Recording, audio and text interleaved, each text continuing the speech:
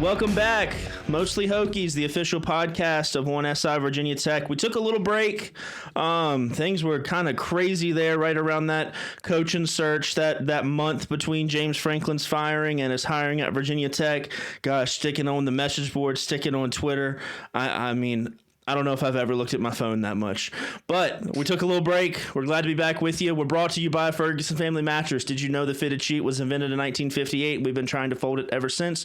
The Ferguson family, a local Charleston, South Carolina Christian family, has been selling name brand mattresses since 2003 with stores in North Charleston and Somerville and online at fergusonfamilymattress.net. No matter what kind of mattress you have, that fitted sheet will never be easy to fold. Come see us at Ferguson Family Mattress, a proud sponsor of Mostly Hokies. So we're super excited. Got big news. We're partnering with OnSI Virginia Tech. We're super excited about it.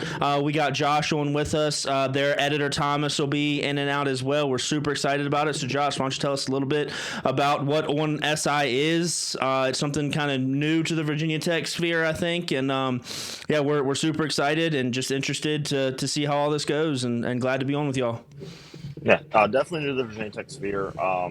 I joined in October. I'm a staff writer and the baseball beat reporter. It's complete coverage of Virginia Tech athletics. There's plenty of articles, content every day. You can go over hypotheticals, rumors, players entering the portal, anything that you could think of. It's probably going to be covered at Virginia Tech on SI, including head football coaching hires. I think we jump right in there, starting with, Brent Pry. Jacob, what are your thoughts on that whole situation? Well, the Pry situation, we'd kind of talked about that on the podcast. We'd said what were our thoughts if that is what happened, and I think a lot of us were pretty okay with it, thinking that maybe he'd come back in a different role, not necessarily the defensive coordinator. But honestly, the success he had as a defensive coordinator makes me not really that worried about him coming in and doing it. I think it would be kind of odd to see him on the sidelines again, and there might be some growing pains there if we have a bad defensive performance against someone. But overall, I think it's a good hire. I think it's a guy that connected us to the area really, really well. He did a lot of good things at reestablishing connections with high schools. There's been a lot of reports about that, just saying, this guy went out and kind of tried to build relationships, and that's important because we lost those for a little while, and schools were saying we weren't even contacting them, including some local high schools that I, have worked or played against and stuff like that in high school. So I think he did a good job at doing that and getting all that back together. So I think he showed you by the contract he took and how much positive stuff he apparently said to James Franklin that he loves Virginia Tech. I think that is a obvious thing. He is willing to take that buyout, turn it into a contract, so we're paying him basically what we were going to pay him anyways, and that allows us to go spend more on other positions, which you've seen how much that has worked for us in our favor. Big announcement today, of course, getting Coach Chaos and adding to a defensive line that's arguably one of the best position coaches in all of college football. So it has allowed us to do so much, and I think that is what was positive with Brent Pry. I think that he was a guy that was loved by Hokies fans, and I think even our podcast said, man, we really want him to succeed. We really want things to go the right direction. And even when it wasn't, we were still trying to give him the benefit of the doubt and say, he's got it. He's going to figure it out. And it just didn't work out as a head coach. Maybe just a little overwhelmed in that role. But as a defensive coordinator, I'm plenty happy with that move. Yeah, I definitely I like the hire overall. It can be kind of awkward. There will probably be growing pains. This is the same team that he lost, or seemingly lost back in September when the Hokies were hosting Old Dominion. They got absolutely killed. He's going to be coaching that defense with some of the same players he lost. We know guys like Sheldon Robinson and Jordan Bass are going to be returning, along with Knowledge Harrell and Joshua Clark. Those two didn't play all too much. Joshua Clark missed the entire season. But yeah, I think it's an overall good hire. We paid Franklin 41 million, something along those lines. Yep. And I think it would be stupid and just a bad idea not to really trust his hires. Brent Price's guy, he went out and hired Jim Knowles and an external hire, and that didn't really work out very well. I think he knows what works with him. It's hiring guys that he knows, that he trusts, and I think that Brent Pry is absolutely one of those guys. Yeah, I think you got it. You got it there. Why we're seeing what we're seeing.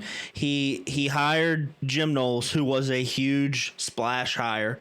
He hired I think Andy Koltanecki was a huge splash hire, and it got him fired. Did they both get hired at about the same time? Was it just 1 year under those guys? Or was Yeah, Koltanecki? there was Yeah. 1 year under those Yeah. guys. So he hired those guys and they got him fired. The defense didn't look great. The offense, I mean, yeah, they hung in there with Oregon, but I mean, I remember Penn State fans fussing even early in the year playing like Nevada and whoever else they were playing. They just didn't look that great.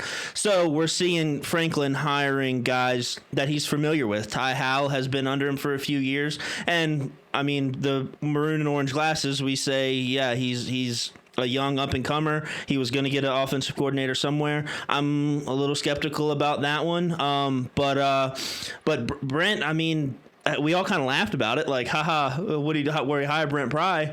But the consensus from like everybody is that it would have been a great hire.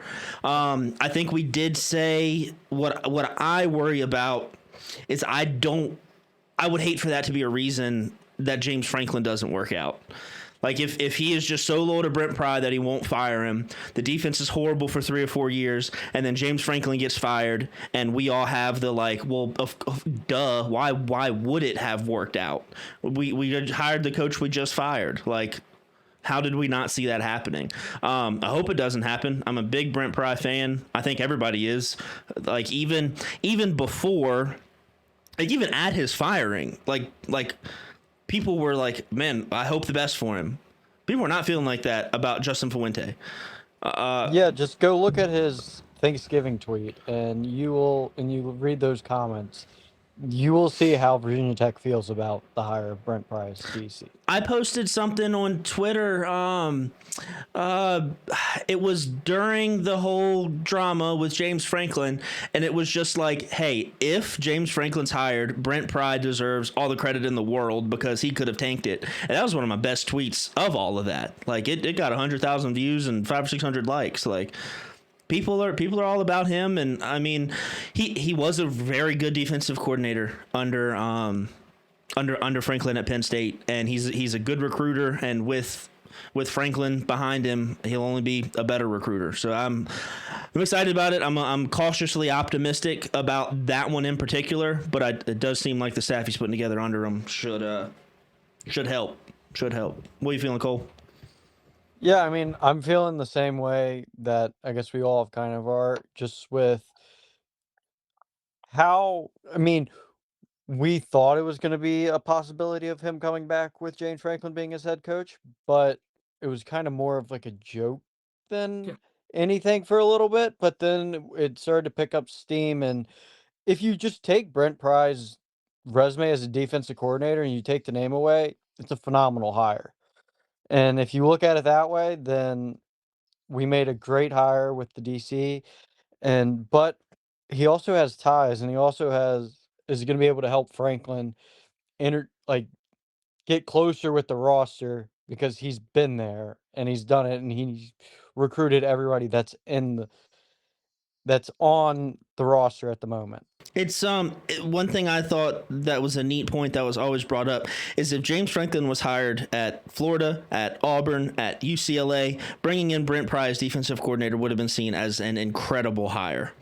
And the biggest negative is the locker room, the guys that he just lost. Is that team? Well, we're going to have 50 or 60 new guys on this team. There's already, 25 or 30 in the recruiting class, and I'd be shocked if we bring in any less than 20 or 30 in the transfer portal. So that's 40 or 50 right there. That's half your team. It's just brand new guys or guys that are loyal to Franklin. Not that never played for Pry, that maybe played for Pry for a year if they're really old guys. So that may be an issue with some guys early on, but as you go in a year or two, you just don't have the same college football teams after a couple of years. Yeah, I had a source tell me close to the Mississippi State football program that Brent Pry was a top candidate there, and I mean that would have been an incredible hire for them. You're bringing in a guy who has head coaching experience, coached some decent defenses. Or at Virginia Tech, that first defense at Virginia Tech was incredibly under talented, and it wasn't bad. It was a very good run defense. It's like top 50 or Aside top from, top 60 nationally with like no I believe talent. I want to say it was like 46th or 45th nationally. Yeah, I So want to say it's yeah, in the mid 40s. It's like Mike Young going 500 in ACC last year with no yeah. talent. It's like, I mean, he's a good defensive mind. I just don't think that one of two things is true. He A, wasn't ready to be a head coach, or B, just isn't somebody who's fit to be a head coach. And you've seen that. I mean, there have been plenty of coordinators um, in college football who are legendary with their respective schools. I mean, Bud Foster, for example, who just never ended up venturing out and being a head coach elsewhere. I mean, you look at Matt Patricia. He didn't work as a head coach as an NFL. I don't know. I do not know if he had a college head coaching job, but he didn't work as an NFL head coach, and his defense is generationally good this year. So yeah, it ain't a bad thing. Open floor here. I don't know much about Ty Howell. I know he was the tight ends coach at Penn State, and they've had some damn good tight ends. But does anybody know much about his actual like coaching chops? How you feeling about him as an OC? Tell me how to feel. Should I be excited, scared? I don't know. Tell me. I'm kind of 50-50 on it. Like you said, we don't know much about him, what kind of offense he's going to run. It feels a lot like Tyler Bowen, and a lot of Tech fans don't like that. I don't think Tyler Bowen was a bad offensive coordinator. He had a very good year, that second year in Blacksburg, where Kyron Jones is really good. I think he threw only 2 interceptions, scored 20-something touchdowns. He seemed pretty good starting in that Pitt game in ACC play, and things kind of struggled in 2024. A lot had to do with the insanely injured roster. Bashal Tootin had some injury problems along with Kyron Jones. But Ty Howell feels a lot like that. I don't think that's necessarily a bad thing, but hiring an inexperienced guy is always kind of a flight risk. I don't dislike the hire. I don't love it. I'm kind of in the middle on it. I mean, this is like kind of where I'm gonna just be like trust Franklin in this spot because Yeah. when he made his 2 splash hires at offensive coordinator at Penn State, it seemingly just didn't go well. And when he promoted people within, it seemed to go a lot better than going out and getting that guy. So I'm kind of just gonna be a bystander for a little bit and just see how it works out. And hopefully this is the right hire, and we just got to trust what Franklin's going to be putting out on the field at the moment. Yeah, I mean, he does have a little bit of offensive coordinator work in his past. Ty Howell was the co-offensive coordinator at Western Illinois. He also was the associate head coach at Western Illinois. So he has a little bit of time doing it. I mean, that's very little time, 2018, 2019. So only under that offensive coordinator role for 2 years there. But did have a top 20 passing offense. And I know it's the FCS, so top 20 isn't as impressive as it would be in the FBS with 136 schools. But success at Western Illinois, and again had a really good offensive line. That's part of what he was doing there as well, was working with offensive linemen. That was his original role, and then he stepped into the offensive coordinator role. So if you're having success there, it's not going to always carry over, of course, because those two things don't translate at different levels of football. But any kind of level of success at any school could be looked at as a positive thing. So if you wanted to get a little bit excited about it, you could say, all right, we might have a little bit better passing attack if he can bring over a top 20 passing attack. Now, again, will that carry over to the FBS level? I doubt it. But they were also giving him the National Tight Ends of the Coach of the Year in 2024. So you got the tight ends locked down, like you said. So hopefully he can carry locking down the tight end position into producing a high-level offense. I think we're going to get some top-end tight ends, and I think that will be a big part of his offense and how we run it. So I think it's going to be not necessarily similar to the way we run things now, but we will want to run the ball, I still think, under this offense, of course, and we're going to want to use those top-end tight ends. And obviously, James Mitchell is a guy that I remember being a tight end at Virginia Tech that I really loved just because I played him in high school. So that's a kid that was really Union fun. Bears, baby. There you go. Yeah. So it was a fun kid to play against. Saw him be productive and really fun to watch in our offense. So maybe, you get those really good offensive weapons at the tight end position again, and it could be a good offense. I think tight ends, especially in college, help out the quarterback so much. Like, they make a quarterback, even if he isn't all that great, they can make a quarterback look incredible. It happens in the NFL time and time again. Like, Shore Sanders throwing the ball out to Harold Fannin has made him look a lot better because Harold Fannin is a playmaker and gets out in open field and does things as a tight end. So if he's going to run a tight end primary offense and go to those guys a lot, I don't think that'd be a bad thing at Virginia Tech. No, Good and tight end is worth his weight in gold. it does seem like the NFL is going more and more tight end heavy after watching Gronk tear it up for so many years, Travis Kelce tear it up for so many years. Now you got Kittle. Like, it seems like the tight a good tight end is very valuable in the NFL. And now we have one of the best tight end coaches in college football as our offensive coordinator. I mean, seems like a pretty good draw. Like, NFL execs are salivating over good tight ends. Come to Virginia Tech and look what we did with Tyler Warren, like up at Penn State.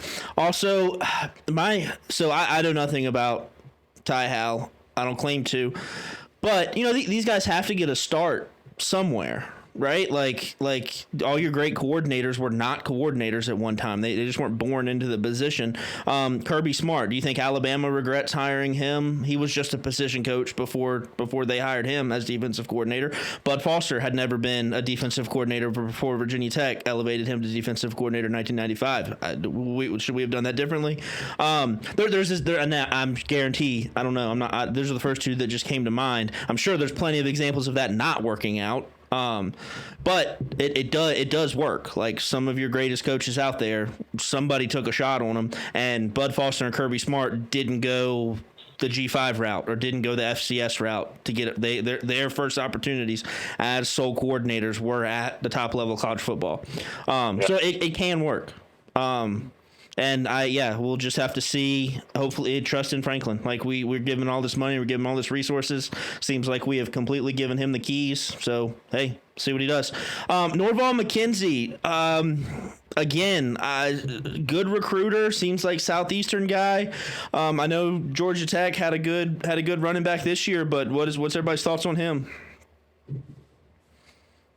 I think it's a phenomenal hire, but I think part of that has to do with his recruiting success as well. I think that this guy knows what he's doing in that room. I know originally I was very on board with keeping, what am I blanking Elijah on? Brooks. There you go. I don't know why I was blanking on that name, but of course I was very on board with keeping Brooks because of the success he's had at just finding some of those, lower level college football running backs and bringing them here, and they were successful here.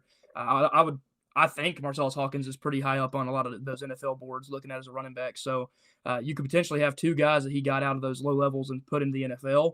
But, Norval McKenzie, you bring in a recruiter from an area that we don't necessarily recruit all that great. It's not an area we dominate recruiting by any means. And it's a place that he can go out and try to grab some players. Of course, there's some rumors behind players that are already in that area that he's looking at. So if that's something that it does for you, that's really beneficial. And then on top of that, he has had a lot of success. Like you said, I think, were they the best rushing offense in the ACC this year? I believe they were. They had to have been. And obviously it helps that you have a running quarterback that can give you almost 1,000 yards. You can say it. You can say running back at quarterback. Yeah. Who's to say we can't possibly have something like that?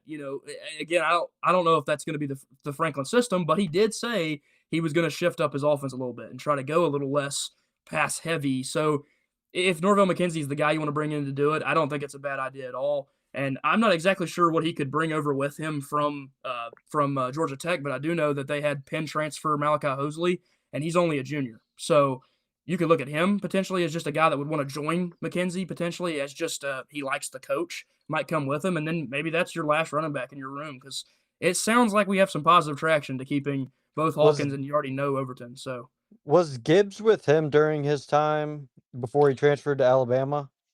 I do not believe so. I'll look at that. Y'all continue talking. With the guys, I think we were lacking like kind of that Atlanta, Florida region, and he's bringing in those ties as one of the recruiters that we just didn't have a kind of a footprint down there at the moment with anybody that was on the staff. I don't anticipate with these position coach hires them. I'm not going to expect them to bring a bunch of guys with them. Like I expect them to follow James Franklin. One, because James Franklin is unique in the head coaching anyways. Like you saw Florida fire a coach, you saw LSU fire a coach, and the recruiting classes stayed almost entirely intact. Where you saw James Franklin get fired and they all left, all but one or two of them. So when we're bringing in these assistants, I assume they're going to be more loyal to the school, because Lord, Florida and LSU, those guys were entirely loyal to the school, didn't care about the coach. So I see, like Sean Spencer, he may pull one or two, and that would be wonderful. But I would anticipate those guys as more loyal to the head coach, to the school, than we saw with James Franklin. Now I am looking forward to hopefully ravaging their entire team, but we'll see. Any other final thoughts on? Go ahead. Yeah, Jahmyr Gibbs was not there when Norval McKenzie is, and I can definitely agree with what you said there. It's pretty uncommon that that guys follow a position coach, other than maybe the offensive line. I mean, you saw that happen with Matt Moore. Offensive line is such a complicated schematical position, so you see a lot of guys want to follow their guy, stay in the same system they committed to play for. Running back, you probably don't see something like that. Yeah, and quickly, I wanted to add on, last but not least, that you brought that up, Cole, with the Atlantic region down there trying to get that recruiting going. I think if you saw the last Bud Elliott blue chip ratio prospect that he gives out, it was 14.9% of blue chip prospects come from Florida and 9.9% come from Georgia. So that's 25% of the blue chip prospects. So if you can go out and try to get that recruiting stronghold down there with those top end recruits, why would you not want to try to get a guy in that area that can recruit that level of player? Because we desperately need to add blue chip prospects, because the whole statistic, it's the Bud Elliott system of you have to have a 50% to win a national championship. So we're not relatively close to that, I don't believe, right now. So the more of those, I mean, it's kind of just like looking at the Texas Tech kind of formula that they had. They totally flipped that roster, and you look at that blue chip ratio of transfer portal prospects that they brought in, and look at where they're at now. So when you're looking at the blue chip part, you got to kind of think about, I mean, you got to pay to get to that spot. And hopefully we have set ourselves up to be in that spot to do just that. Yeah, and one thing I'm excited about with McKenzie is he brings in that Southeastern. We can jump to the defensive side now. Danny O'Brien at quarterback. I don't think he's really moving the needle for anybody, but yeah, I haven't heard much about him. I don't know much about him. We're trusting in Franklin on that one. Yeah, but Norval McKenzie, Southeast, James Franklin, and hopefully some other coaches that come in that we can talk about as rumors later. Lockdown, Mid-Atlantic, Virginia specifically. Sean Spencer's a Northeastern guy.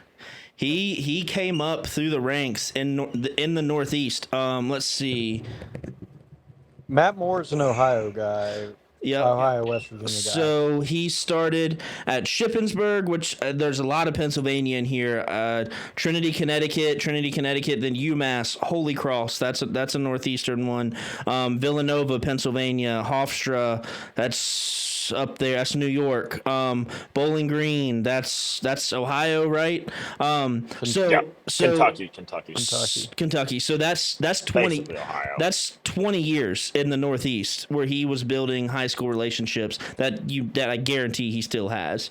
So I just look up and down the East Coast, and we got kind of locked down. Sean Spencer in the Northeast, Franklin, maybe a Dex if we bring it in the Mid Atlantic, and the Norval McKenzie in the Southeast. I ain't too worried about that. Yeah, you definitely saw some guys to bring in. Dex is obviously a rumor. Cornerbacks coach is probably somebody that I'd like to see be a guy who recruits North Carolina and South Carolina pretty well, because we don't seem to have a ton of that. Looking at looking at Norval McKenzie's top guys, he does not have many guys from North Carolina. I think only one on 247. I'm scrolling back through at the moment, and it looks like he only had one guy from North Carolina and one guy from South Carolina. Um, so yeah, looking down the East Coast, you look pretty good. Probably like to do a little better in the Carolinas than we have been, if you can. We've done very well in the Charlotte and the Research Triangle areas, but you get more Easterns, the bigger schools, a lot of more talented players. Like to definitely build some relationships there too. Yeah, and isn't I think the one big rumor with quarterbacks coach O'Brien there he's had some a little bit of connections with some of those I think prospects in this area quarterback wise. I know that there's some portal names to watch that he had some recruiting success with. Didn't necessarily land the prospect, but there was I think one of the reports coming out saying that there were some guys that are in the portal currently that liked him as a quarterback coach. So just to give him a little bit of a, a shout out, since we didn't say too much about him, is maybe he has a couple guys that he's connected with that would help us a little bit in the recruiting. But I think a lot of that is obviously James Franklin Yeah, boosting up recruiting with him as well. 247 does say he only has one credited commitment, and that was Peyton Falzone. I don't really know how much he did for that Yeah, whole situation. He was out the door, I believe, less than a everywhere. week later. yeah, I mean, And so maybe it's going back to when he committed to Penn State earlier in the year, right when he decommitted from Tech. yeah, that definitely could be the case. Um, but talking a couple rumors, I mean, you have Anthony Poindexter is probably who a lot of Hokies fans want as the safeties coach. I haven't really heard any other names on that front. What Colby Crawford said on his podcast a few days ago, that it was seeming more and more likely. But yeah, like I mean, you haven't heard really many other names or connections. It seems like it's all Poindexter right now for Franklin if he's able to land them. There's obviously the the disconnect. The thing kind of might make it hard for him is he's a UVA guy. How many Um, UVA people will that put on the staff? Is that it's only Fontaine three? Mines right now, I believe. Okay. I thought I heard somewhere there would be 3 or 4 if we got Poindexter, but maybe I was listening to something wrong. So probably I could be wrong, but to my knowledge, it's only Fontel. Mines. yeah. I know we had the But rumors of trying to bring Hagens down here, and that one was going to be interesting, wasn't? He was part of like the early rumors of if Fontel were to walk or if Fontel took a different job, that there was some like tight ends coach or whatever it was going to be that they could bring him down. But I think obviously now that we've confirmed that Fontel's going to be the receivers coach, I think that's probably a dead rumor. yeah, if we can bring Hagens in, yeah, he doesn't have another job. He doesn't have a job right now. Yeah, I'm not sure if Penn State is retaining him. I haven't looked into that a ton. I mean, you could see an off the field position or a co-receivers coach. I mean, when with somebody as renowned as Hagens is, as good as Hagens is, I don't think you'd complain about bringing him in yeah, if you can. Um, so definitely still a name to watch, but there's really no confirmation there. I haven't heard a ton of steam since we've heard that Fontel Mine's going to be retained. yeah. I But think previous to that announcement that we were getting the whole if Fontel did something different, we might get Hagens in as the receivers coach. But I think a lot of people were overly happy with keeping Fontel, obviously. yeah, definitely. Do you guys have anything else to add on that before we move over to recruiting? Nope, my question was gonna be in with recruiting. Yeah, So moving over to recruiting, specifically the transfer portal, we've, to my knowledge, made only one offer. That's Luke Denicky, Division two transfer from Minnesota Duluth. He's listed as a three-star guy with an 88 rating. Last year, he had 119 yards along with 14 touchdowns. Um, one of those games was I believe a 230-yard game where he scored 3 or 4 touchdowns. That was a stretch where he had of 3 games where he had over 500 total yards, and I think it was 9 total touchdowns. I mean, he's a really talented guy, and Ty Howell's known for being able to evaluate, develop tight ends. yeah, I think that this guy would be a really good get. he hasn't visited yet. That period is still in effect. So that's definitely a name to monitor, though. Yeah, and didn't we just grab a tight end recruiting class from Minnesota? So I think Yeah, obviously he has the connections there already. Peterson? So yeah, if he does well recruiting why couldn't he go get this kid from Minnesota as well? I didn't even mention that, but when talking about Ty Hale, maybe he has a, a Minnesota connection, which would be an interesting one because you do get some talented guys from up there. And then, like you said, with him having over 1,000 yards on the year at tight end and like another 230-yard top game or whatever, absolutely go get him. He's also only a redshirt freshman, so correct. it's the kid that's got plenty of time left. That if you can get him and get him in your system, he could be probably an immediate impact guy. But if not an immediate impact guy, he's going to be on the roster for a few years, hopefully. So yeah, I think that's a great first name to start with. Although it is that lower level of football, we've seen that work plenty of times, going and grabbing lower level football guys that succeed there and bringing them to Virginia Tech.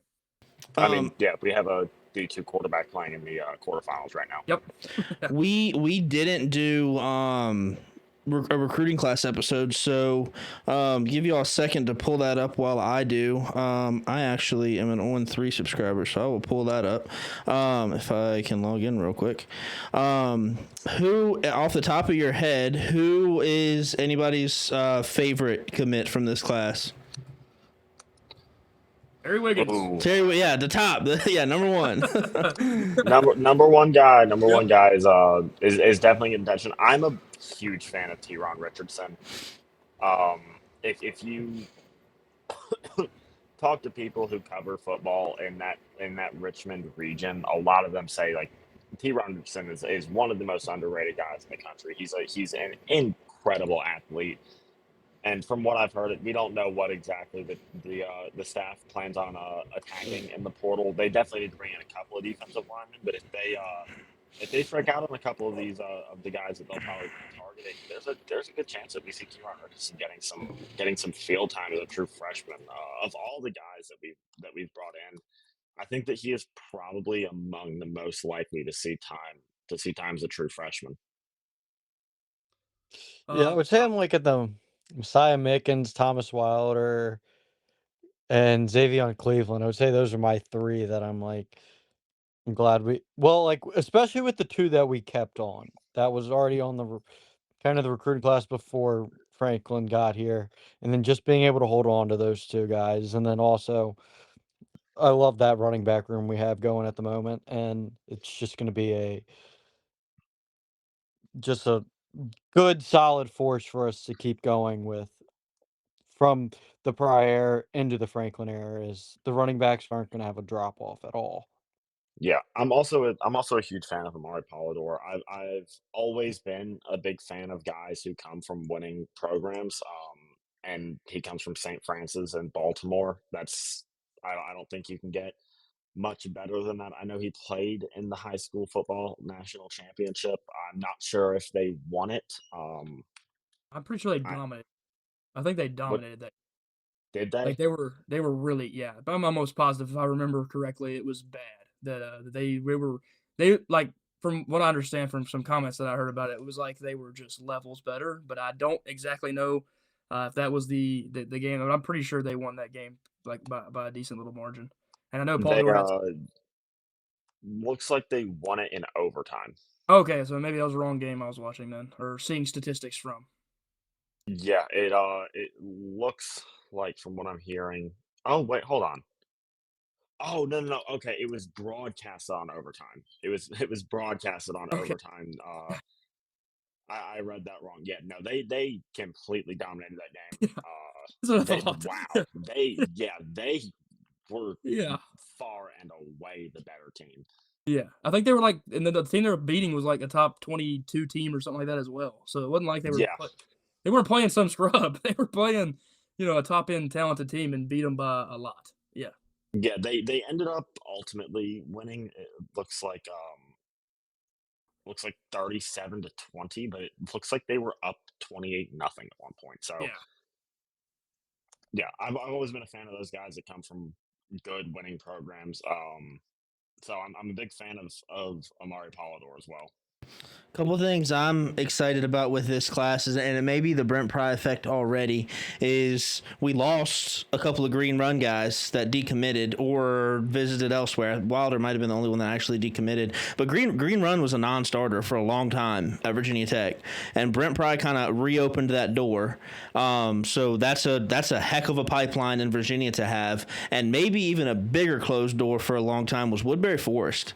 They I'm from Orange County. I was a golf member at Woodbury, so like special place in my heart.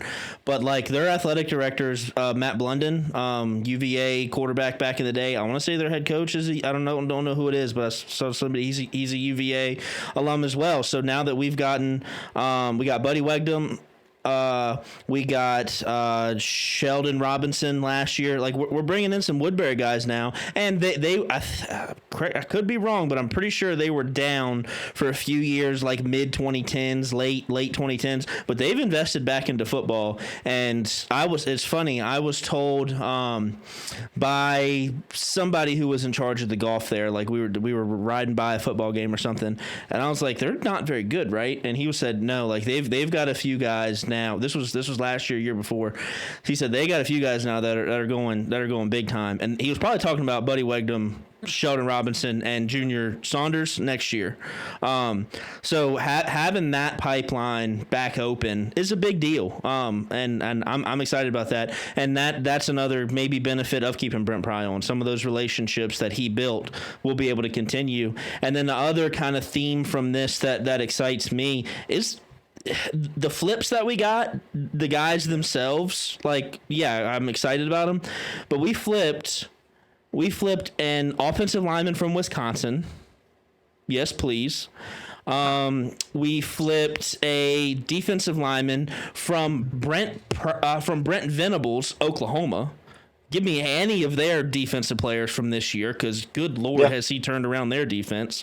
We flipped another defensive lineman from, it's Kentucky, but we flipped another defensive lineman from an SEC school, and we flipped Tyrell Grant from Fran Brown, who he seems like, I mean, they were doing great until their quarterback got hurt, but he's bringing in athletes left and right up there. So yeah, give me somebody that he wanted.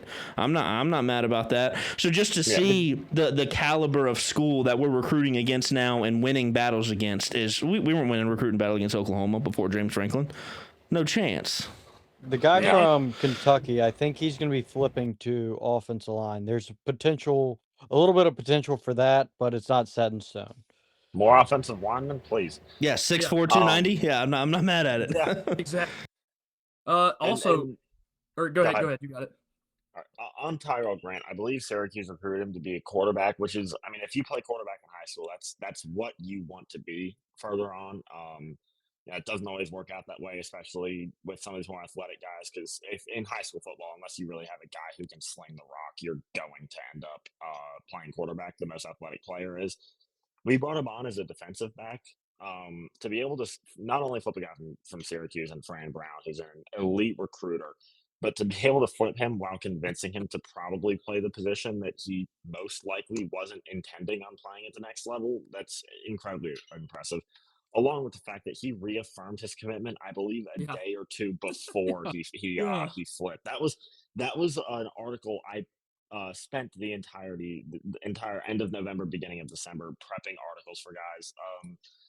Most of them ended up committing. I think it was Travis Johnson and one of the other ones that didn't. Tyrell Grant was one of the guys who I deleted my prepped article on him, which really, really annoyed me. I deleted my prepped article on him, and then he flipped like an hour and a half later. That's exactly what I was going to say, is like he was literally... Like, I think that was a super big surprise. Like, that was not one of the ones that we had in the works. Was like, he just basically said, I'm going somewhere else. And I told someone, I can't remember who, and I was like, we just flipped Tyrell Grant. And they're like, no, you got to read that wrong. He just reaffirmed his commitment. And I was like, nope, no, we got him. And then last but not least, I want to say, you're bringing up offer lists for certain players.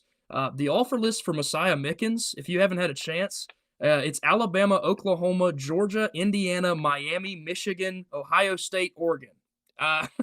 You're talking about a guy that has an offer from every single top-end team you could think of off the top of your mind of where would a running back want to go be.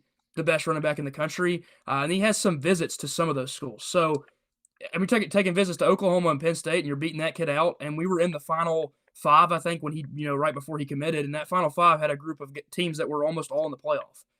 That's the teams you're beating out to get players now. You're 100% right. That was not happening in the last 10 years. So, really, really impressive that you can go get a kid. And when I saw that offer list, and I heard some really positive things about getting Mickens, and I was just like, is there really any chance we do this? Because it just doesn't feel real to get a guy that has an offer list that sounds like that. That's just unbelievable. So, wow, working wonders in the recruiting class. So kind of on that, this might be a little tinfoil hat, a little far out there.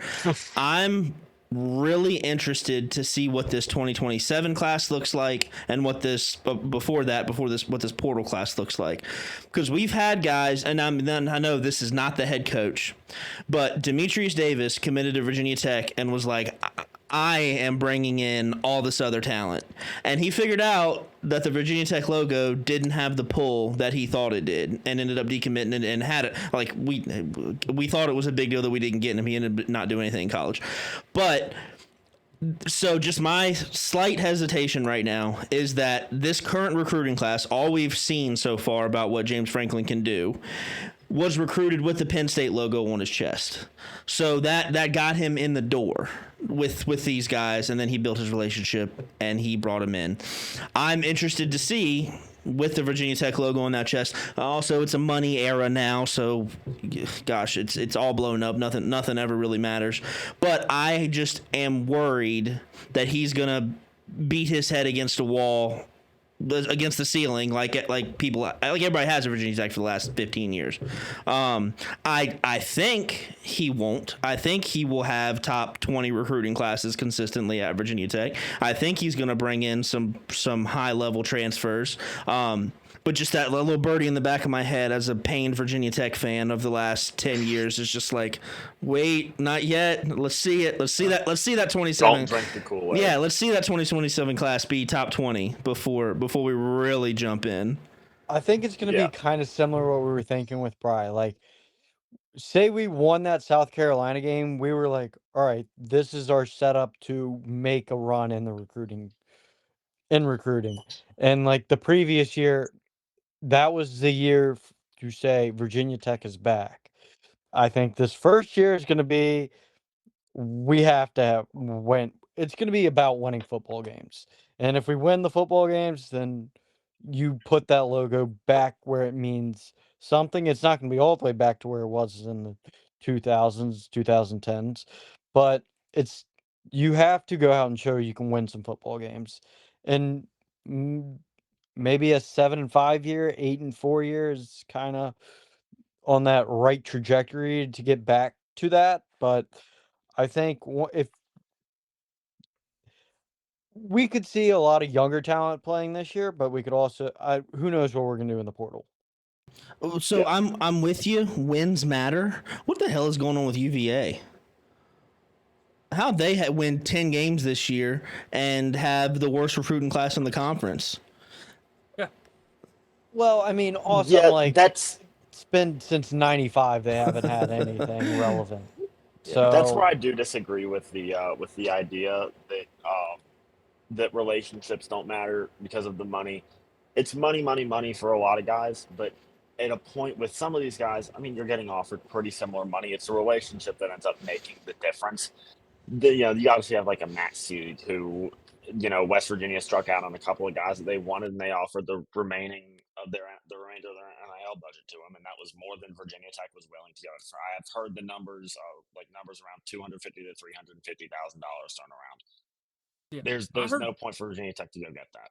The 24/7 recruiting show said that they were talking this might be $400,000 to $500,000. That's what they like on the day he committed. He was like $500,000 talks, because they were talking about the list going into that day. West Virginia wasn't even on the top 4 or whatever, and then they come out of nowhere, of course, and scoop him up. They were like, money clearly is playing a part in some of college football in the new era. And then who was it? Like Travis Johnson. I think you just brought up money and relationships. Apparently, the offer on the table from Virginia Tech was more, but the relationship that he had built with Michigan ended up winning out over the money on the table. So there is guys that, you're right, 100%. Relationships matter. the relationships do matter, not just the money.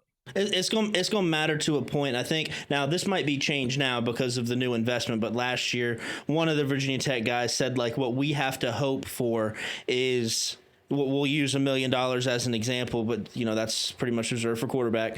But like if a quarterback is being offered $1 million from Alabama, Virginia Tech has to have the relationship building to make him okay with accepting $900,000 or $100,000 for an offensive lineman. James Franklin might be able to talk him into accepting $80,000 from Virginia Tech over Alabama or Ohio State or wherever. That's where the relationship building comes in. I don't think a relationship's going to matter if we're trying to offer $50,000 and Ohio State's offering $400,000. Like that's just no. That's what happened in that seed. There's obviously there's a difference maker there, but now with this new, like you said, with this new investment, we can make those offers that are up there with a lot of these top programs. Obviously, if Ohio State really wants a guy that we really want, they're going to get him. Like they will just throw more money. And at a point, a relationship doesn't really matter as long as or the difference in the two relationships doesn't really matter. But when you're going head to head with say you got a guy who's between Virginia Tech and Ohio State and Tennessee, and they all offer the same amount, it comes down to who has the better relationship with the kid, who the kid trusts more to develop as a player. I definitely think relationships still matter a great deal in college football today. Well, I've said this on here before. This is where rev share is such a big deal. No college is offering 100% of rev share for football, so it's going to be $17-18 million across the board for the schools that can afford it. Some schools don't seem like they can afford it. Mike Norvell had to take a pay cut, so Florida State could pony that up. But the difference is NIL is going to remain largely unchanged. So like the have-nots will have $5 to $8 million in NIL. And the haves will have $15 to $20 million in NIL. Well, previously that was a 300% difference. If you had $5 million and Ohio State has $15 million, that's a huge deal. Now with rev share, if you're saying everybody just has an $18 million baseline and the NILs on top of that, well, all of a sudden the have-nots have $23 million and Ohio State has $30 million. That's a 50% difference instead of a 300% difference. So rev share, I think this year's our first year of it. We're gonna see a little bit of leveling out of that the between the haves and the have-nots. It's not like we have triple what everybody else has. It's like, okay, we have 50% more of what everybody else has. Virginia Tech's looking like we're gonna be a $30 million roster. Top in the country is gonna be probably like 40. So like we did step up big time, but we're not going to be too far off of the top in the country. And like we say, hopefully James Franklin's recruiting chops and the staff he's bringing in recruiting chops can even help close that gap a little bit more. Yeah. And there's one more thing that I want to mention on the football front. If you guys want to mention other things, absolutely. But there's one more thing I really want to mention that kind of goes away from Tech football. Tony Elliott being linked to the Michigan job. How funny would that be? Amazing. He's a horrible coach. They got a shit ton of money and got lucky with Chandler Morris. Chandler Morris wasn't good for 6 years, and then he comes in Virginia and lights a fire under him. And he's gonna get Tony Elliott paid $70 million. Please God. Let it happen. Please. But actually, I was wondering if anybody was gonna try to even go after him this year. He's been linked. Yeah, I really thought there'd be more programs trying to go after him, but I think a lot of them realize it. Like, he's not. They want to see more sustained success before they can try to trust a guy who has won. I believe it was three, and 5 games. It was something like that. So something around 11 games in his first 3 seasons. Yeah. With no hope. Like it was they just got a huge NIL influx that like we just said, that's not going to matter as much anymore. Like they're not going to be able to get Jamari Taylor next year when their NIL is the same as everybody else's because of rev share. Like, yeah. But also Tony Elliott's not a good coach. I don't want him to leave UVA. Like no, I don't either. And God, good Lord, they extended Des Kitchens, I think, after last season. And I'm friends with a good deal of UVA fans. Tony Elliott, I still don't know exactly what to make of him because it's a weird situation. I mean, he seemed like a decent coach this year. Des Kitchens can't be argued with. UVA should not have lost a game this year, Yeah, and they they played the lost lightest all schedule. three of their they lost all three of their games because Des Kitchens made some stupid play calls. I mean, that trick play against Duke. Well, it's just like, would you guys rather them have Bronco Mendenhall or was it no? Was that was the That was quarterback? the Was that last the coach. coach? Yeah, That was Broncos. the coach. I would much rather them have Tony Elliott than Yeah, Bronco Mendenhall. If with Bronco Mendenhall on absolutely. the staff, they'd win the AC. Or with this budget that they have, they'd win the ACC year in and year out. The year before, the year before we fired Fuente, I think we wanted Tony Elliott, but he wanted too much money. He wanted like $7 or $8 million a year to leave Clemson to be a head coach that year. I remember some rumors floating around about that because Yeah. after 2020, we wanted to fire Fuente, but we didn't want to get into that coaching market that year. The following year, he was hired at UVA for like $3 million a year because the Clemson offense completely fell apart in 2021 and hasn't looked the same since. So like he lost Trevor Lawrence and God, whoever ungodly quarterbacks were right before him, Deshaun Watson, and then DJ DJU. Right? Yeah, he was the the 2021 quarterback. So yeah, Yeah. he didn't have a generational talent at quarterback, and all of a sudden he was just average as an offensive coordinator. And then he got hired at UVA for whatever $4 or $5 million it is. He was like the UVA fans have been like, yeah, we got the guy that y'all wanted. Like he was in a nosedive. He was in a free fall. Like we wanted him but couldn't get him because he was asking for way too damn much money after Trevor Lawrence or whoever their 2020 quarterback was. They were really good that year. And then they got him after he was probably just about let go from Clemson. Like it was. He probably they were a had one mess. more year. He probably had one more year at Clemson, but I mean, would it have been much better? Yeah. And frankly, I think if he does leave UVA, I think they hire better. I think they have tasted I this. do too. I think they've tasted the success now. They have all these big donations. I think they go out now. This late in the cycle would be really hard for them. That would be rough. They might end up going down. If that were to happen, I think anybody who loses a coach this late in the cycle, whoever loses their coach to Michigan, probably should go down the Stanford route and just Interim not for a year. have a real head coach for an entire season. Yep. So Yeah, they can I get a mean- jump start on the following year because at this point, who are you gonna get? You've got a couple G5 options, but a lot of those top G5 coaches have already found other I mean, jobs. would You they can go maybe like Billy Napier? Like I know he's at JMU now, but already- like, could yeah. you just be like, all right, I'm not going to JMU, I'm going to UVA. Yeah, I don't know. Charles Huff is the name that came to mind Yeah. when I Yeah. was thinking about that. Because he took the Memphis job, and Yeah, I'd be more concerned about Charles Huff at UVA than I would be Tony Yeah. Elliott. 100%. He's a fantastic head coach. just recruiting purely for Charles Huff. Yeah. That's the only concern. That would be the biggest concern there over Tony Elliott. I don't know. I'm not concerned about Tony Elliott's recruiting chops. I don't think that they are. Again, you talked about it. It's the money that got them the players that they had this year. It was like $50 million before the season started from an anonymous donor. In the portal, I want to clarify this. In the portal, money is what talks. Relationships very rarely do unless you have a previously built relationship. You have 3 weeks to build a relationship. Exactly. I mean, it's either the money or it's them on wanting that to come front. back home. Yeah, Like, it's always come back Those home. are the two things that are it's money or come back home. All right, well let's we did about an hour of football there, so let's switch to and we could keep going for another hour or two if we want to. Let's do it. Let's switch to basketball. Just general vibes. How we feeling? Let's start with you, Cole. How you feeling? The Elon game almost gave me a heart attack. We can go with that. And it was just I was at work all day and then I got back for the last 5 minutes in overtime. So that was all I saw about it, but it was a heart attack just game casting it on my phone. Yeah, I was flying up here to Manhattan on that day, so I'm sitting here paying like thinking about paying like $35 for United Wi-Fi I was in Dulles taking off for I think it's a 55, 65-minute flight. I'm thinking about sitting here paying $25 to keep up with this game. And then I don't, and I think it's over. by the time I land. So I mean, I ended up texting our group chat, and I get an update. It's like, we're down by 1 with 2 minutes left. What? Yeah, So I'm I had it on, and from the very early, I was like, man, this could go poorly.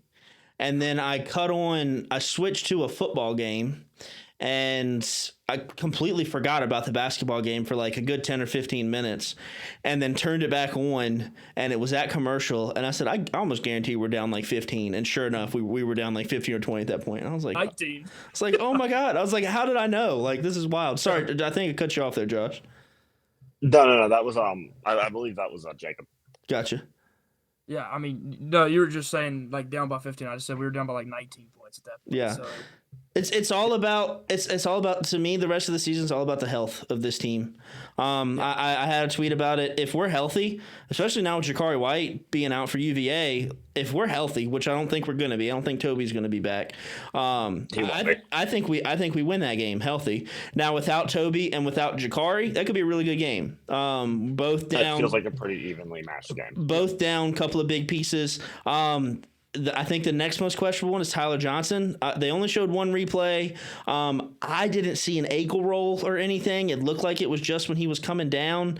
And I've hit when I've said I see an injury and I say, like, that's an ACL, that's an Achilles, whatever. I don't think I've been wrong yet this year in sports. And the first thing I thought was that looks like an Achilles, and that would be out for some of next year maybe. Yeah. And that would hurt this team big time, because what sucks is our issue last year was athleticism. Toby Lawal, Tyler Johnson, and Neo Abdallas are who fixes that problem. Their athleticism has taken a step. Tyler Johnson's taken a step. Toby's obviously taken a step. He didn't play basketball for very long. And Neo is ungodly athletic.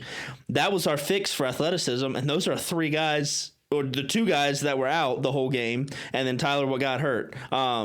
So yeah, if Tyler and Toby are out for an extended time, that gets worrisome. But I still anticipate Neo taking off and taking over eventually and being that 20 plus, 25 plus points a game. I think he's going to round into form. Hopefully, once you start playing every 3 or 4 days consistently, I am still hopeful that he can carry us to a top 7 or 8 seed in the ACC. Yeah. And going back to the Tyler Johnson thing, to me, it didn't look like an Achilles tear or any kind of major injury. I think best case scenario, he rolled it up pretty bad and could be feeling some discomfort pain for another couple days past today. Worst case scenario, it to me is a high ankle sprain, which would probably put him out till mid-January, if not a little bit longer. Which that's also around when the staff is hoping to get Toby back, is about mid-January. So if he's out, if Johnson's out to mid-January, we're obviously going to be in a world of trouble. We're not very deep in the front court, so you definitely want to get some. Sorry about that. Definitely want to have him, and it'd be very rough not to. Yeah, I agree. I think Tyler Johnson's a huge, important part, especially without Toby. Like you said, athleticism, defensively, one of our better top defenders. You miss out on Toby, you miss out on Tyler Johnson, and you're talking about the defense taking a big step back. You got to go out and guard Tice DeRitter when you play Virginia. I don't know what our plan is to do that if we don't have Tyler Johnson and we don't have Toby, because he's playing that power forward position, and I don't think Amani Hansberry is going to be out there sticking with him. He's a little bit of a quicker guy. So when you're trying to guard Tice DeRitter, you desperately wanted to have Toby Lawal available, and then you were like, well, if we don't have him, we can go to Tyler Johnson. Well, you don't have Tyler Johnson available, then what do you do? So that concerns me a little bit. I think he's their leading scorer, I believe, right now. Yeah, if I'm not wrong on that. So I don't know what we will do in that situation. I don't know who can come off the bench and guard him. Maybe you want to put Neo on him. I don't know. That could be a little bit rough, but he is 6'8", 6'9", so you're going to need a bigger guy to be able to go out and guard him. Tice DeRitter is their leading scorer. Yep. I mean, looking at the schedule, I mean, we just got to get healthy by the January 21st. I mean, we would like to be healthy now, but I mean, it's Virginia January 31st, and then to start the new year, it's at Wake Forest, home against Stanford, home against Cal, at SMU, and home against Notre Dame, home against Syracuse. And then that January 24th, that starts a tough stretch Oh, of Louisville. Georgia Tech's not that great, but it's Louisville, Duke, NC State, Clemson, Florida State, Miami, Wake, UNC. So I, that's going to be our time to that's when we're going to know if we're going to be able to make the tournament or we're going to be NIT looking. If we're looking anything like we did against Elon, 0-8 is not out of the question to start Oh, the no. conference. It's Virginia, Wake Forest. Those are both quad ones. good. Those are And good then teams. Stanford is 77. We're 63 right now. Cal is 45, shockingly. good. Like they're good. SMU's 36. Notre Dame did just used to like lose to Prairie View A&M or something, so you hope you don't lose to them at home no matter what, but they're decent, like they're 81. Syracuse on the road, they're 88, and then Louisville. There's no like, okay, we should win this game. If we're in the same state we were against Elon, there isn't a like we should win this game until Georgia Tech on the 27th of January. Every one of the teams we play up until then like has a pulse. Which is scary. Well, I that's think- just like where the ACC's at. Wouldn't say we're great, but we're right hovering around the equator, and everybody's like pretty good, but not terrible, except for Boston College. Yeah, they're horrible. And Pittsburgh isn't very good either. But that Notre Dame game, part of the reason that they're having their recent struggles, Marcus Burton is not available for them, and Marcus Burton is their superstar, 19 points a game, top end scorer. So your concern would be playing them with Marcus Burton, because if you get him back, and that's not coming up. Is it soon? Notre Dame was like the last part, one of those games, right? That you Notre mentioned. Dame's on the 17th. Okay, so yeah, like Marcus Burton could be back by then. I don't exactly know his injury, but I know it wasn't season ending. So that would be, you run into them without him, I feel pretty good. We can beat them even if we aren't full strength. But you run into them with him and you're not full strength, that easily looks like one you could drop too. I think that's the only reason they're losing the games they're losing is because they don't have their superstar, which, I mean, that's the exact same reason we look like we did against Elon. So they're in the same exact boat with playing without their guy, who is very, very easily their top player. And then you mentioned some of those other games there. Cal has a guy averaging 20, and he's a freshman, so that's concerning. You got to run into that type of player. What do we have to stop that? I don't exactly know what we're going to do defensively, try to guard that. And then you mentioned the games against Virginia, obviously, coming up soon. Would love to have everybody back other than Toby because we don't expect it, but Tyler Johnson doesn't look great either. Those games concern me. I think we're pretty even with them, missing Jakari, and I think Jakari White's going to be out for a little while. I think he had surgery on his wrist, so that is definitely that's a huge loss for them. He was like the best 3-point shooter in the ACC. He's like 50% from three, one of their leading scorers, so that's a huge loss for them. That equals out a Toby Luau type of loss, so I think it does make that game closer, but I still go back to it, the concerns of defensively, how do we guard Tyson Ritter if we don't have Tyler Johnson available? I'm very, very, very worried that he's going to be a matchup nightmare, and I do think that Neo can get on him and guard him well, but if we have Neo on him, what is that going to do to his offense? Is it going to, weaken him a little bit because he's playing so much aggressive defense, trying to be our best defender? And also, could that get him in foul trouble? I know he's had a little bit of foul trouble when he guards really tight, and because he likes to reach, he likes to go for the blocks, the steals. It's just a part of his game, and I don't think it's a bad thing because he gets them. But at the same time, if he's guarding the other team's best player, will that hurt his offense? Because they're going to have their best front court guys available to try to guard a Toby and a Hansberry, whereas we're going to be missing potentially two of our best guys at that position. It really hurts the timing of Dorn being out too. Yep. Would have been huge to have him in there getting big minutes in these bye games over the last couple of weeks to get him into the rhythm, whatever. So, he seemed like he was making some good progress. Yeah, he did. and then he's been out for the last few games, and gosh, do you throw him right back in there against the Ritter UVA? Like I don't know about that. And his Yeah, was a back injury, which is like that's concerning. So my understanding is that it's kind of just some discomfort in his yeah, back that he obtained playing Western Carolina. He played a little bit against Maryland Eastern Shore before that kind of tweaked it. And Coach Young said post game that he expected him back for the Elon game. To my knowledge, he was just sat for precaution, similar to how Hansberry was sat earlier this year. I don't hmm remember what game that was off the top of my head, but that was done for precaution, just to. yeah, And it's important to stay healthy, especially when you're not very deep on that front court spot. You need to have Antonio Dorn, regardless of how effective he's been. You need to just have his body, his size available, and I think that's kind of why he didn't play against Elon. I think that he was feeling a little bit of discomfort, and it was just probably smarter not to play him. I fully anticipate him being good for the UVA game in 8 days. But looking back at the non-conference, this is kind of exactly where we thought we would be, around that 11-2 mark.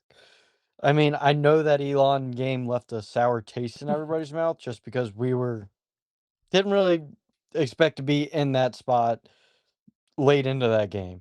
But looking back, this was the non-conference that we wanted. This is how we wanted to finish. We were maybe wanting to go 12-1 with a loss to Vanderbilt, or not a loss to VCU and a loss to St. Mary's. But this is exactly where we thought we would be, and this is kind of exactly what we wanted to be, 11-2 going into the non-conference. Just wish we had a better showing against Elon and didn't have that sour taste in our mouth going into the UVA game. Yeah. I'm not worried about the Elon. Like they showed some toughness, they showed some grit, and like Hansberry was out late. And Elon's a decent team. Like they're one of the Yeah. top teams in their conference.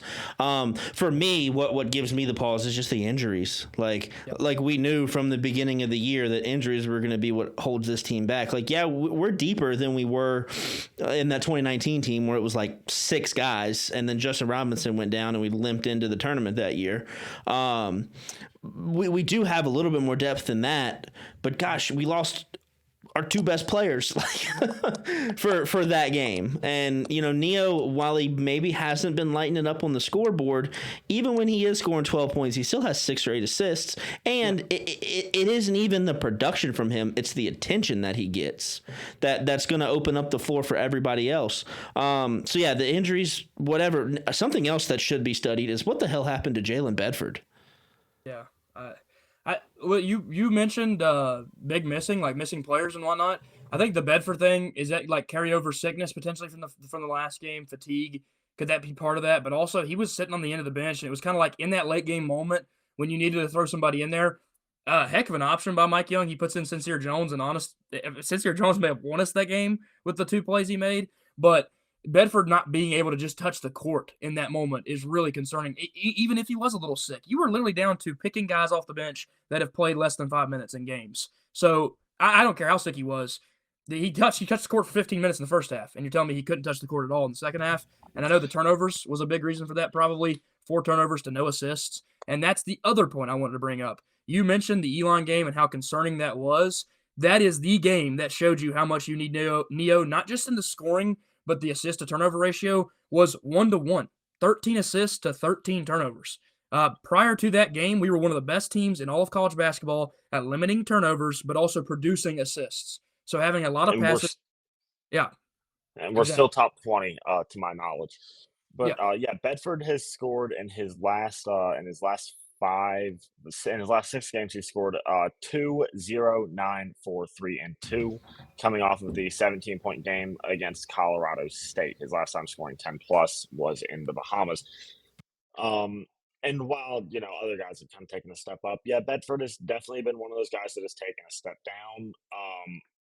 I will say I played basketball in high school.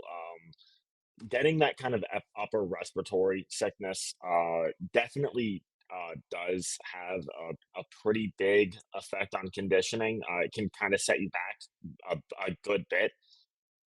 Conditioning wise, I mean, you can't move consistent like you used to. And I mean, he played 15 minutes in the first half. He didn't touch second half probably because I imagine he couldn't really breathe. He was instantly unconditioned. He hadn't played in 9 days. Um, and that was a game where he only played 17 minutes. So I'm kind of I'm in the middle on Bedford. I don't think he's a complete non-factor all of a sudden. Um, Right. I do think that he'll really benefit from this 10+ day break here in for Christmas. Good chance to get back with conditioning because losing that entire conditioning aspect. Basketball's a quick game, and especially at the college level. I mean, it moves fast. You've got to be fast. You're running up and down the court a lot. Losing the conditioning ability that you've had, that you've built up for what's he been in college for? This is fifth year, something like that. Yeah. Um, Losing that conditioning ability can really make the sport difficult.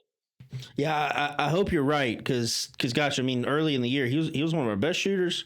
He was one of our best on-ball defenders, maybe our best on-ball defender. But yeah, I mean, late in that Elon game when he did play earlier in the game, late in that Elon game, offense wasn't the problem. Ben Hammond was scoring. Kurt Gerdak was scoring. Shoot. I'm okay with the ball in his hands whenever.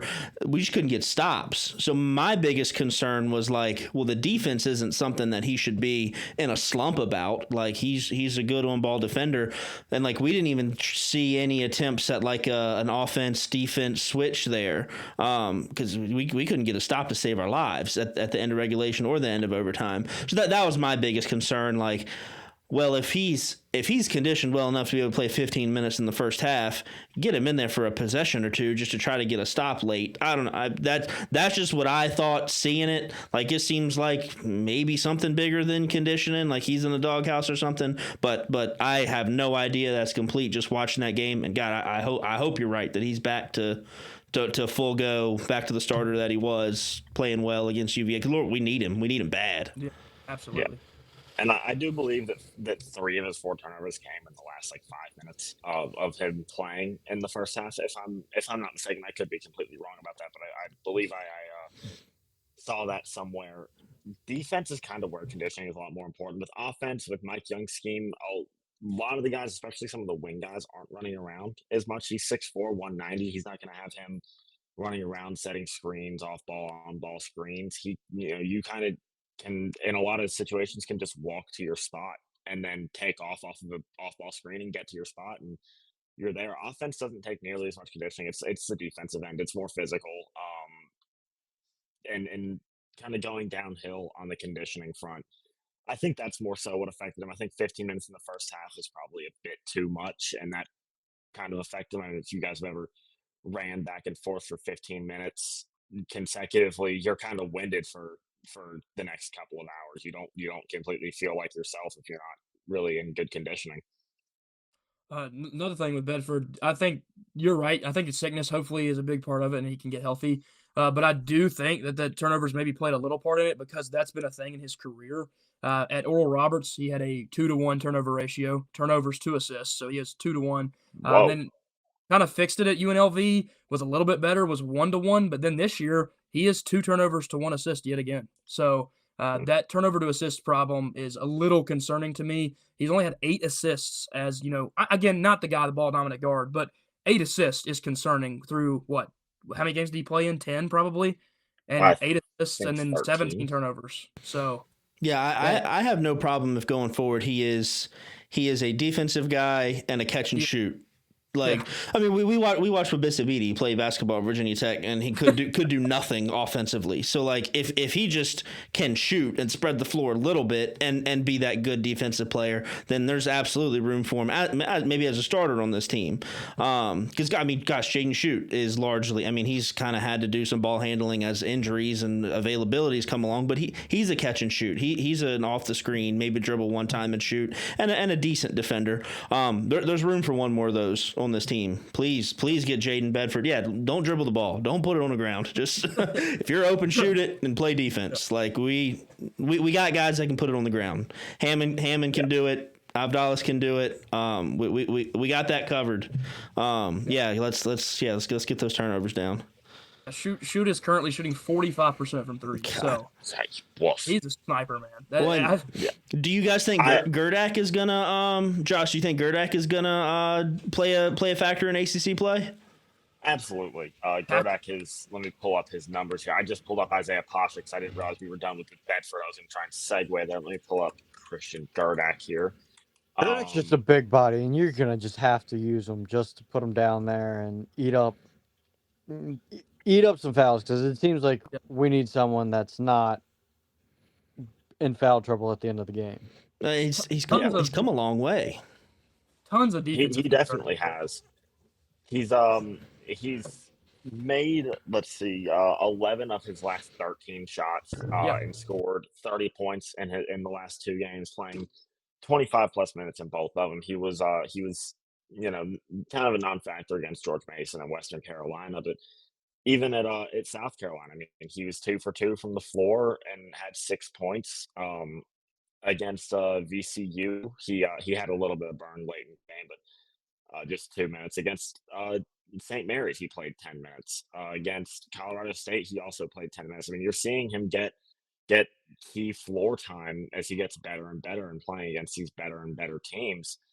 And to see him play 25 plus minutes there was the second and third time of his career. He had 27 minutes against Bryant earlier in the season, but to see him get 25 plus minutes for the second and third time in his career and put up 30 points with 14 rebounds, 2 blocks, and make 11 of 13 from the field and 8 of 11 from the free throw line, that's incredibly impressive. And like you said, Mike, Elon's a decent team. They're not bad, and he looked really, really good against them. I think it would be, especially with Lawal out indefinitely right now, we kind of have a little bit of a timeline, but he's not going to be back in the next couple of weeks. You would be foolish not to let Gerdak see the floor a good bit. Because he's just super talented offensively.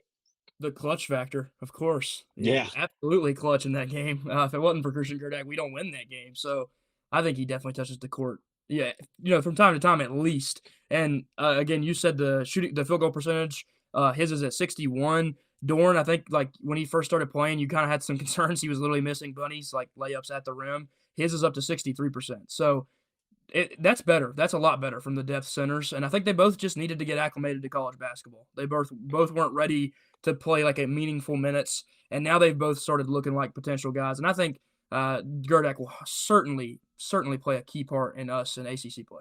When I always think with the big guys, you want to redshirt them year one, but that's dead in college basketball now. If they can contribute, get them out there, even if it's just a few minutes a game. It's such a unicorn to hold on to a guy for 4 years. I mean, hopefully we do with Gerdak, and hopefully he has a Patrick Wessler, Walker Kessler type career here. I know he's a little bit different player than those type of guys, but like, Lord, what we saw at Elon, he's a true freshman, like junior, senior, he could be really freaking good. Hopefully, but in all likelihood, he's going to be really freaking good at Purdue or Arizona or Duke. Or we hope not. But yeah, get him some burn. Let him play. We need him. Yeah, that's been an issue with Mike Young at Virginia Tech. I mean, you've seen these young guys, these freshmen, these blue chip guys not end up seeing the floor and transferring out. I mean, you can look back at so many. A few come off the top of the head. You have John Ojiako, who ended up being really, really good at Coastal Carolina. I believe he was all conference. Jalen Cone, who ended up playing at California last year. You have Joe Bamisil, who ended up playing at Oklahoma. Those are just a few that come to mind. Rodney Rice as well, who I haven't been keeping tabs on him this year, but I assume he's having another great year. He had a fantastic year last season. And to get these guys in, and even Sincere Jones, I mean, getting him in, he's seen a decent amount of. Rodney Rice is at USC. Yeah, he's averaging 20. Yeah, I'm sorry to just randomly stop talking on a dime there. I just Yeah. pulled up his numbers, and I just see he's at USC. That really confused me. Don't Um, look up MJ Collins or oh yeah, Tyler Nickel because they'll piss you off Dude, too. I know. Oh, I know. even John Camden. Go look up John Camden's numbers. I know No, he you're transferred kidding. in. Is I'll he John still in Camden, college? he went to Delaware and was averaging like 15 last year. I know I'll that. He's give at Cal right now. I'll I give love this. I'll give Mike Young a pass on the ones in the most previous offseason, not the Yeah, most the recent one, but Rodney the one Rice before that. season. The MJ Yeah. Collins, the Tyler Nickel, that was just Virginia Tech's NIL. Those guys probably did get offers 10 times what Virginia Tech was offering, and you just couldn't really turn it had down. and also with that, you kind of had to just flip everything. I mean, it was so bad at the end of that year. Would we win the AC in 2022? So you're just 2 years removed from the AC championship, and it was just so bad for the last 4 weeks of the season. You kind of had to just flip everything, and they did that. And I was always a big fan of MJ Collins. He was going to be very talented. Tyler Nichols, the leading scorer in Virginia basketball history, at least as of about 2 years ago when he was playing for Tech. Even with how talented they are, there are a couple of guys that I think should have probably been retained if possible. But it kind of seemed like there was just it was just time to kind of flip everything over. Mike Young seemed to be going down the wrong path. A lot of fans were even on the train of firing Mike Young as they were at the beginning of that season where they won the ACC championship. But So it was probably time to flip everything over. But then this offseason, we hear rumors that NIL has stepped up, that the commitment to the program has stepped up. And then if you'd asked anybody paying attention to Virginia Tech basketball who they want to keep around, not their top 4, top 5, give me the guys you want to keep around off this team. There was 4. It was Toby Lawal, it was Ben Hammond, it was Jaden Shute, and it was Tyler Johnson. And those are the 4 guys that stuck around. And then we went and got Neo, who were paying a lot of money, I guarantee it. We got Imani Hansberry, who were paying a lot of money, I guarantee it.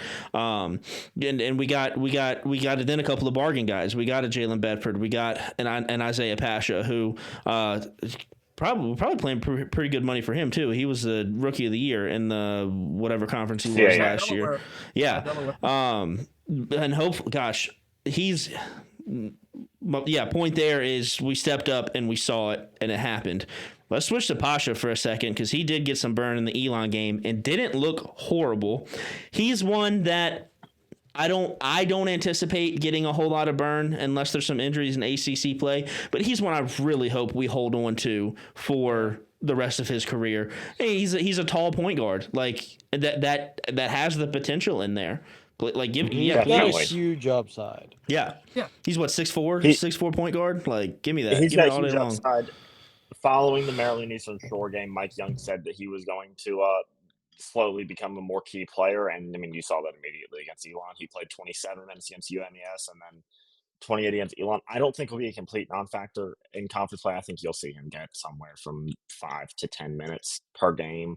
He'll be like it's 4.5 minutes left and there's a stoppage. He gets in to get you to the media timeout and doesn't screw everything up in that minute or two at a time that he gets. I think I'm a really big fan of the lineup that has of Dallas, Hammond, and Pasha on the floor together. I think that's really, really dangerous having that many good passers, especially with how Mike Young has talked about Hansberry. He's just an incredible connector. He talked about that a lot on Tech Talk Live a couple weeks ago, and so did Chester Frazier. Talked about Hansberry is just an elite connector. So I think having 4 guys who can really move the ball around well, it can be very, very good for the team, even in short stints. I'm a big fan of Pasha. I think that he is a small time contributor this year, but true sophomore. He's 6'5", as a point guard. He's had 18 points on 40% shooting, with 9 assists in the last 2 games. Sign me up. College basketball, sign me up. A lot of these top players do not shoot 40%. These top guards. If you have a guy who's shooting 40%, I know it's a small sample size, but you put together a guy who's shooting 40%, averaging 9 and 5 as a point guard. That's a solid That's a solid point guard, especially in 1-2 years when he gets time to develop. I think he could be a big time contributor. Yeah, and you just have to look at his Delaware stats. You don't have to look too far to see that the potential is there for him to shoot really high percentages. Shot 52% from the field at Delaware. And that was him being more of an attacking mid-range shooter, attacking the basket type of guy because, like you said, with his size, 6'5", he wasn't a prolific three-point shooter, only shooting not even 2 a game and was only hitting 33% of those. But that's something that can improve with playing college basketball. You can get better as a shooter once you get into college basketball, and you don't have to have him Especially be in a Mike Young offense too. right. And he doesn't have to Yeah. be a prolific shooter. If he can be a 4 assists per game, 12 points, like he was doing there in 2 years, and he's getting downhill and kicking out and making plays, and then on top of that, averaging a steal, close to a steal a game and half a block a game. So good defender. Yeah, I'm excited for him future wise, but I don't necessarily think this year he's going to be like a real big contributor. When you think about our expectations early this year, the talent's there. It's a whole lot better than it was last year. That's still a fairly young team. There's 2 seniors. There's 2 guys who are going to be out of eligibility this year. That's Jalen Bedford and Toby Lawal. Other than that, I mean, you got redshirt junior Jaden Shute, a Duke transfer, uber talented guy, Ben Hammond, a guy that a lot of schools in the country would want him as their point guard. He's a sophomore. Pasha, sophomore. Jones, freshman. Tyler Johnson, sophomore. Hansberry, junior. Snoop Peterkin, would love to see him playing some. I don't think we will. He's not. I can see him just going full football here for long. I would have really liked to see him in the non-conference just because it would have been kind of fun. It would have led to so many of these different publications, including probably me at VT on SI putting together a feature on it. It would have been fun. And then Neo, I mean, God, if he keeps playing like he is, I would say there's a chance, but he's still getting lottery grades right now. And like I say, I expect him to take off and be averaging 20 a game and move up into top 5 or top 10 draft pick. Like he's that type of guy. And then Gerdak and Dorn, both freshmen. I would anticipate both of them being back next year if we invest in basketball like we should. So not only this year, if we can get some healthy, there's some good expectations there. But I mean, looking on to the future, it looks like Mike Young's got something he can build on. And maybe Chester Frazier has something he can build on if Mike Young hangs it up anytime here soon. I'm looking at the Bleacher Report mock draft. He's currently mocked at 25th, so at the age he'll be 20 by the time draft time comes around next year. Not this coming year, but next year. So if he were to return, that probably takes a big hit on your draft stock. So that probably starts him off at about 25, even with the next year. So he'd have to kind of make a big jump. I don't see much of a path where he returns. But I mean, also this freshman class is just ridiculous. All around the country. Oh yeah, all around the country. Yeah, it is. So it might ultimately not be a terrible idea. And I mean, if Alexander Walker went to be the 15th pick or something after year 2, 17th. Yeah, like Neo. I believe he was a year younger than Neo when he got to Blacksburg, though. I think he jumped a class, which is ridiculous with how good he was. What's the thing with Neo though is all he's got to do is have one 30-point game, one Providence game after the 15th of February, and he's going to be right back into lottery. He can average the Providence game against Duke, Louisville, UVA, and then he'll be right back. Or in any game in the ACC tournament, in any game in the NCAA tournament if we make it, or one of those big games late season. He's got to have one game. He's going to be right back up in there. Yeah, and to quickly touch on basketball's recruiting, Mike Young said on TikTok Live a couple weeks ago, I believe 2-3 weeks ago, they might not end up taking a freshman, a high school freshman. He said they probably will come springtime, but there's no guarantee. So there's not a ton to watch out for. Have you guys heard anything on that front? No, I heard they were in on a few and probably could have gotten a couple earlier in the fall. But they, according to some of the 247 guys back then, they told them we don't want them. We don't want you. We're going portal. Which, I mean, that might have something to do with the team being fairly young, and we're only anticipating having 3 or 4 spots open next year. Yeah. And you want to add a real contributor with one of those spots, not a freshman that not necessarily can a freshman not be a real contributor. We're seeing that. Like last year, Ben Hammond was obviously really important, and then this year, Christian Gerdak's really important. But those guys aren't. You don't want the recruits that Virginia Tech is landing to be top end. And we're not giving the NIL to go out and get a Cam Boozer or exactly top tier 5-star. That's going to have that role as a freshman. The Baba Aladadon transfer portal. The Baba Aladadon, however you say his name, was one we were linked with. I think he's got some Virginia Tech ties, and yeah, we're just not going to be spending $1 million or $2 million a year, or whatever the hell he's getting. Where we can go get somebody, a junior in the portal for a quarter of that could produce to the same level for that 1 year. Yeah, and also with Hammond, even if he was very good as a freshman, but would he have contributed on a competent basketball team? No. No. I mean, he'd play pretty well. He'd have one 15-point game in non-con that would have fans excited for his future, but you wouldn't see him in conference play at all on a team that had a pulse. I think I could have found playing time. I haven't played basketball in 3 years. Yeah. Yep. No, it's it'd be interesting to see how the rest of this year goes out. Because how does Hammond look against the ACC? A much better ACC. He is a 5'10" point guard. The ACC is a lot better this year. We'll see. Hopefully he actually doesn't get a whole lot of playing time, and Neo is playing that great and just commands all those minutes. But we'll see. How many? I wanted to ask this. This is kind of the last question to bridge off into the next topic. How many games do you think they have to win in conference play to be a surefire tournament team? Not a team that's sitting there praying we win 3 ACC conference or tournament games and praying we sneak in there. What do you think the number is that they just have to win? If you wanted to say we're a 10 19 games? Yeah, 18 more games. Okay. 11. I was exactly where I was gonna go. I was 10 or 11. I was like, it's got to be positive. Puts you at 22 wins. Yep. And a pretty solid ACC. I think that puts you in pretty comfortably. I think at 9 and 10, you're kind of sweating a little bit. I think if you get 10 and win 1 or 2 ACC tournament games, I think if you have 10 wins, but you knock off a Duke, a UNC, a Louisville, then you're in. But if you don't have any of those wins and it's just 10 random ACC wins, then I don't think it's going to be. I think if we get to 10, it's going to be a few quad 1 wins, just because that's how many quad 1 games we have. That's why I was kind of leaning more 10, just because if you get to 10 wins, you've got to knock off some good teams.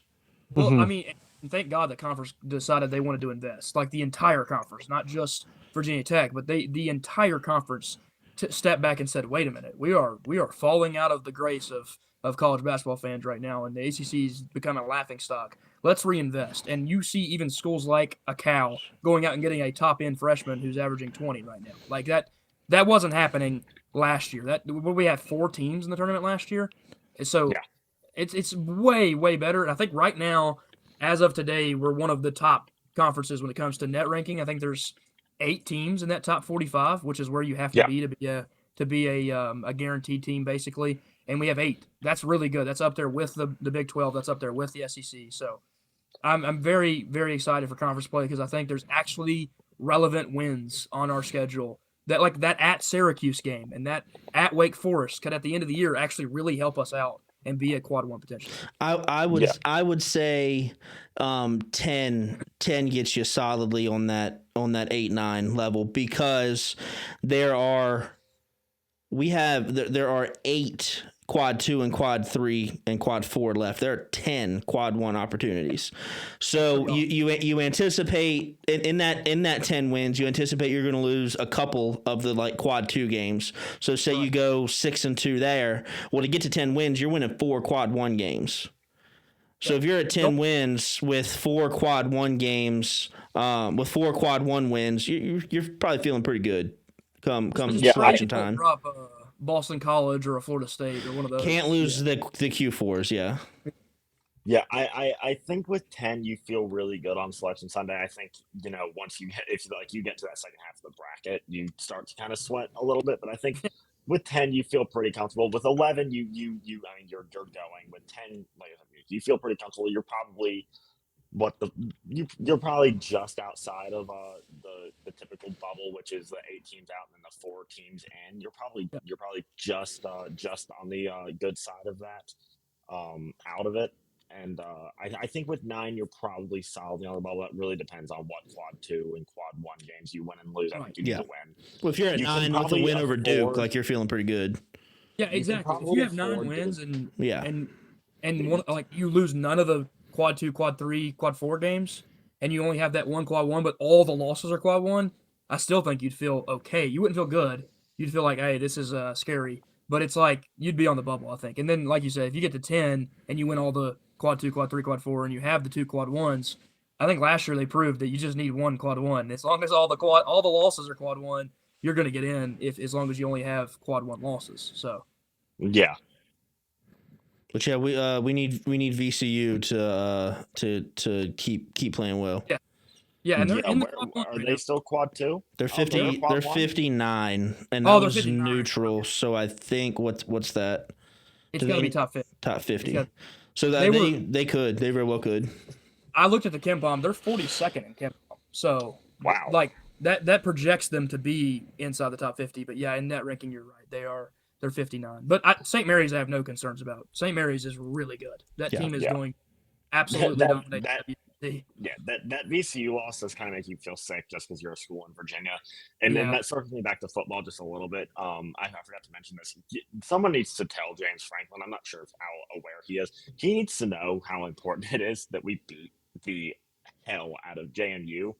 And who do we play? Old Dominion? Yep. No, yeah. So 3 in-state schools. VMI too, 4. and Maryland is the other one.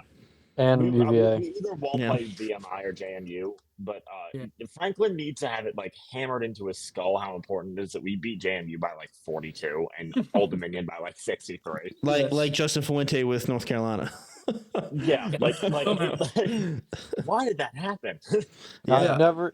If Fuente put in as much effort as he did to UNC everywhere else, National championship. we'd have Nick Saban over here. What is all right? Let's end on this. What is y'all's hope for what happens with the schedule next year? I'll start it. What I hope happens is that VMI gets canceled and we add like SMU week 1. I do not want to. I do not want to hear on Twitter those JMU fans saying y'all ducking us again. Like I can't do it, man. Me too. Because I'm supposed to say a little. I'm supposed to say relatively professional. I mean, I work with Tech Sideline and BT on SI. I have to say a little professional. I can't just engage with these guys and go to jawing back and forth, and it's so tempting. But yeah, I think that's probably the best case scenario. SMU has their week 1 open right now, so they will be playing. They will be playing a conference team in week 1. I think that's probably the best case scenario. I don't want the JMU game canceled. I do. I mean, I want to play them. I think it would be awesome to play them. It'd be the first time since 2011, 2010. So it was a game that we lost. I was 4 years old, I think. I vaguely remember being there. And yeah, I mean, that's definitely somebody that you want to play an in-state school who has a lot of things to say on the social media space. You definitely want to go in. Well, it's the little brother that thinks you're at the big boys table that just isn't there yet. Yeah, it's like it's like when I tried to sit at the adult table when I was 16 at Thanksgiving. I mean, you can't do that. And I really hope we do get to play them and just absolutely dominate them from start to finish. Doug Bowman on Twitter noted on week 1, it looks like Stanford, Miami, and SMU are available. Frankly, of the 3 of those, I'd most want to play Stanford. Yeah, give me. I want to keep Clemson and Miami later on in the season. Yeah, do not give James Franklin Miami week 1. SMU, I could go either way. They're gonna be decent, but they're not gonna be all that next year. I don't think they'll be Miami good. I don't think Okay, they've just lost give a me home the conference. 4-0 start to where I can just be like, oh, we've really got something here. Yeah. And then you can crash and burn. But Go just give 5-3 me in conference or just give something. me Yeah. like 3-4 weeks of where I can just say whatever I want and I can believe it Yep. at Yep. the same time. Stan, I think Yeah. I think what I think is going to happen is SMU for no reason. I don't know why I think that. He did give a good reason why it could be Stanford. He said Stanford doesn't start classes until September 22nd, so they could squeeze What? in a 2-game road trip to the East Coast fairly nicely in early September. He suggests week 1 at VT, week 2 at Louisville, and then they're back home, done with the maybe done with largely coming to the East Coast before classes even start. Yeah. Yeah, that would be pretty wise. I was outside. I did have a dream last night that we played. I want to say I want to say it was like Georgia week 1 this year, and like Brent Pry's defense gave up like 45, and we scored like 14 or 17 or something like that. And Twitter was just losing it. Yeah. Quickly to mention the SMU playing them first week, it would be at their stadium. They have not lost a home playoff game or a home conference game yet. No, not a single home conference game. They are 8-0. Wow. They're 8-0 in conference at home. So, and that's with wins over Louisville, Louisville, Miami. They beat Miami at home. They beat Syracuse and Stanford this season at home. And then last year, they beat Cal at home. They beat Boston College again at home. They beat number 18 Pittsburgh at home.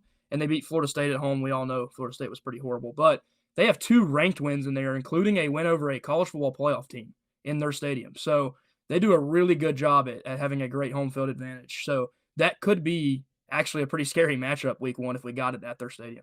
I do think best case scenario is Stanford because it is an ACC game. It has a little bit of juice being an ACC game, and in the new viewership era that we're in, they could sell the crap out of James Franklin's first game being a decent game. So yeah, I do think that would be best case scenario. But I think we should know here in the next month or so. I think they said in January they're gonna put out like the actual schedules. And that first Sandman would be broadcast everywhere because it would be a actual conference game that had a little bit of meaning, not a VMI. Well, and I know I also wouldn't hate keeping VMI. Let's get a tune-up game, like Cole was saying. Let's talk some shit for 2 weeks there instead of just one. But yeah, who knows? I don't know. I do not want another South Carolina Vanderbilt week 1 and 2, unless it's old Vanderbilt, not this Vanderbilt. Like I can handle one really good game in week 1 or 2, but gosh, let's ease into these seasons for the next few years maybe. Gee whiz. All right, any final thoughts? Don't think so. Happy holidays. Happy holidays. Happy holidays, man. I should be able to get this edited up tonight, posted tomorrow morning, Christmas Eve morning. Get it up probably 7-8 o'clock, and yeah, we'll go from there. Thank y'all so much for listening. Jacob, do you want to do another keyword here? Another keyword. What did I think this time? Oh gosh, I don't have one. Anybody? So what we'll do sometimes, because we're just getting this started off. Nobody's found it yet. Nope. Don't any of y'all give it away.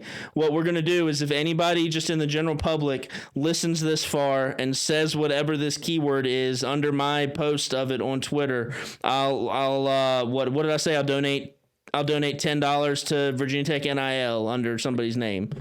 I've got a keyword. Let's go with chaos. Chaos. So comment the first person and the general public that's not connected to any of us now. I don't want any leaks. If somebody listens this long and comments chaos, then I will donate $10 to Virginia Tech NIL in that person's name. There we go. All right. Thank y'all so much. Please subscribe to the YouTube. Also, Josh, I'm going to put everybody's @ under our pictures here. So yeah, find us on Twitter. Give us a follow. This is Mostly Hokies, the official podcast of OnSI Virginia Tech. Thank y'all so much for listening, and we'll catch you next time.